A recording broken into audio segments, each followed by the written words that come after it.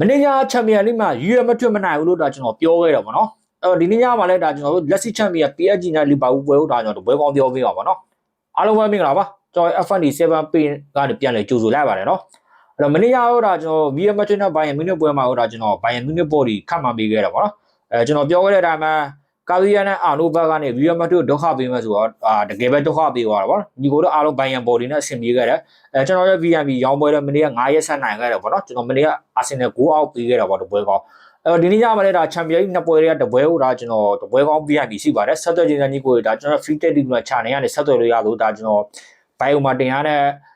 Viber နံပါတ်နဲ့ဆက်သွယ်လို့ရတာဗောနော် Facebook page bio မှာတင်ထားပါတယ်နံပါတ်ကိုအဲ့တော့ Telegram join နေတာ brother တွေအားလုံး Telegram link ကိုမအောက်မှာချထားပြီးပါနော် join နေတာညီကိုတွေအားလုံး join တာပါ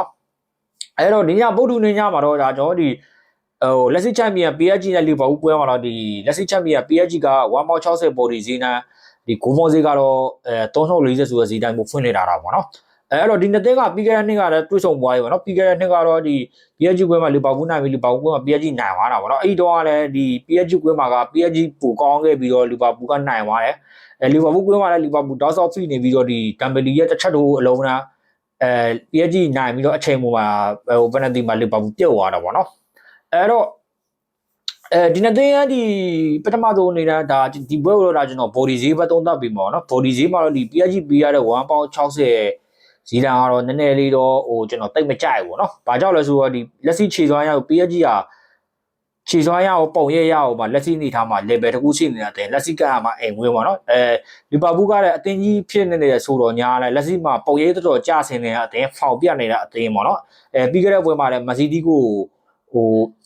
လေးကိုပြည့်ကြီးဆုံးသွားတဲ့အနေထားပေါ့နော်ချက်PSG ကိုပြန်ကြည့်ရတာကျွန်တော်ပရီးမီးယားလိဂ်ကလပ်အသင်းဖြစ်တဲ့ Chelsea နောက်ပွဲမှာလည်းဒါလုံးဝကိုဂိုးပြည့်ကြီးနိုင်တာပြီးတော့ဒီအဆင့်ကိုရောက်လာတဲ့အသင်းပေါ့နော်အဲ့တော့ဒီညပွဲမှာဖွင့်လှစ်မှုကတော့ကျွန်တော်အနေနဲ့ 1.60 ကတော့သဘောမကျဘူးပေါ့နော်ခြေစောင်းကိုကြည့်ရင်ကျွန်တော်တို့ကလီဗာပူးကဖောင်ပြတ်နေတာမှန်တာဗျာနော်လီဗာပူးကဖောင်ပြတ်နေတာမှန်အသင်းကြီးနေတွေ့လီဗာပူးကနည်းနည်းလေးဒုက္ခပေးတတ်တဲ့အနေထားရှိတယ်နော်အဲ့ဒါဘာလဲဆိုတော့ကျွန်တော်ဒီနှစ်မှာကောင်းပါလေဆိုတော့အာဆင်နယ်လီဗာပူးအမှတ်ပြီးမှနှစ်ကြော့လို့မနိုင်တာဘူးနောက်တစ်ချက်ရှိတာကကျွန်တော်တို့ဒီအင်တာမီလန်ကွင်းမှာလည်းချန်ပီယံလိမှာလီဗာပူးကအဝေးကရနဲ့ G1 ဆိုရရလာတဲ့မျိုးနဲ့နိုင်တာပေါ့နော်အဲ့တော့ကျွန်တော်ညီနေလီဗာပူးကိုဒီညတိတ်ပြီးတော့အထင်မသေးစေချင်ဘူးကြာနော်ဒီ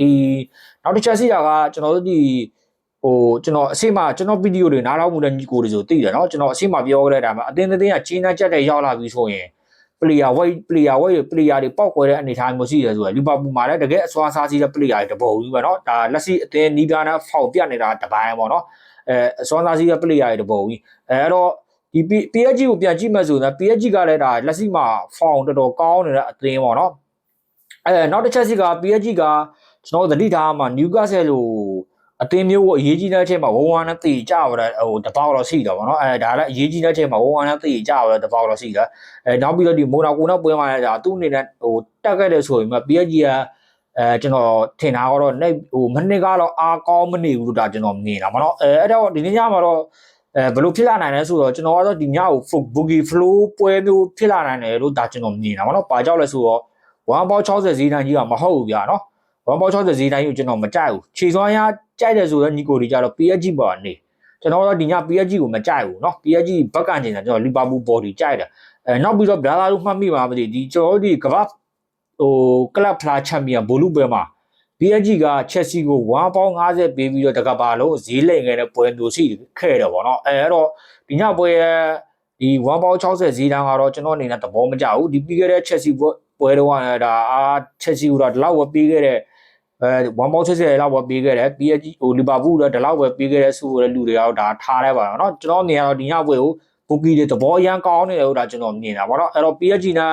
့လီဗာပူးပွဲမှာတော့ဒါကျွန်တော်လီဗာပူးဘော်ဒီကိုကျွန်တော်သဘောကျတာပေါ့เนาะလီဗာပူးဘော်ဒီကိုသဘောကျတဲ့အကြောင်းအရာနံပါတ်1ကကြီးနံပါတ်2ကဒါကျွန်တော်တို့ဒီလီဗာပူးရဲ့အသင်းကြီးနဲ့တွေ့ဒုက္ခပေးတတ်တဲ့ဇယိုက်မျိုးရှိတာကြောင့်နောက်ပြီးတော့ကျွန်တော်ပြောနေကြအတိုင်းပဲเนาะအသင်းတွေကကျင်းတတ်တဲ့ရောက်လာ player weight နဲ့ပြီးတဲ့player တွေ weight ရှိတယ်ဆိုတဲ့အနေအထားမျိုးမှာတော့ကျွန်တော်လီဗာပူးမဆိုးလို့ကျွန်တော်ထင်တာဗောနော်ဒီညအဲ့တော့ယနေ့ညဗုဒ္ဓနေ့ည10ရက်နေ့ဗုဒ္ဓနေ့ညမှာ၄လပိုင်း10ရက်နေ့ဗုဒ္ဓနေ့ညမှာကံမှာကျွန်တော်လက်ရှိချန်ပီယံ PSG နဲ့လီဗာပူးပွဲမှာတော့ဒါကျွန်တော်ကွာတာဖိုင်နယ်ပထမကြောပေါ့နော်ကျွန်တော်အဲ့တဲ့လီဗာပူးဘော်ဒီကိုကျွန်တော်သဘောကျတာဗော brother အားလုံးအဆင်ပြေကြပါစေ